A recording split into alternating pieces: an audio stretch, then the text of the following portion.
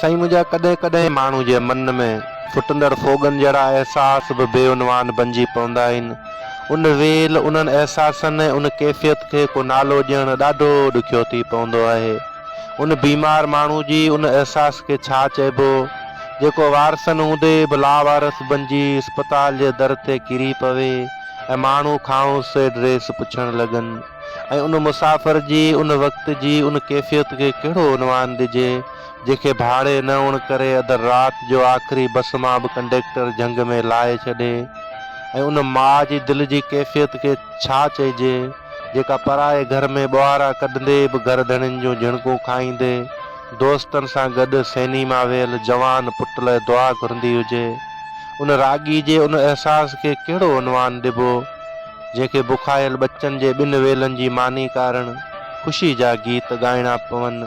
ऐं उन गदागर जे उन वक़्त जे एहसास खे कहिड़े नाले सां सॼूं जेके अधु राति जो पाथारी तां चौकीदार रुगो उन करे कच्ची निंड मां जाॻाए तड़े कढे थो जो हिन खेसि भतो न ॾिनो। उन शाइर जी उन वक़्त जी कैफ़ियत खे कहिड़े लफ़्ज़नि में लिखिजे जंहिं सॼी राति जा उजागा अखियुनि में रखी पीर जी सूंह खे शेरनि जो रूप ॾिनो हुजे ऐं मोट में संदसि अखियूं महबूब खे कंहिं ॿिए जी वाट पसंदि ॾिसनि। उहे सभु एहसास बेउनवान हूंदा आहिनि उन पखी जे उन एहसासनि जियां जेके सांझी जो वाहिरे ते अची उहा ख़बर पवे त घर धणियुनि सफ़ाई कंदे संदसि आखेरो बि पटे ऐं उछलाए छॾियो आहे।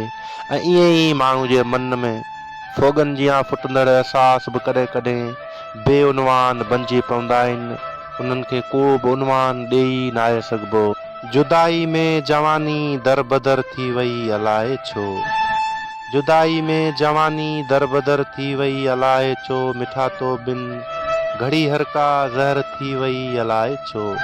किथे कंहिंखे मिली या मंज़िल वेंदी पर असांजी सोच सारी को सफ़र थी वई अलाए छो। असीं त सूंह परस्ती जा रहिया शौक़ीन हुआसीं पर हयाती क़ैद खाननि जे नज़र थी वई अलाए छो। जुदाई में जवानी दर बदर थी वई अलाए छो मिठा तो बिन घड़ी हर का ज़हर थी वई अलाए छो।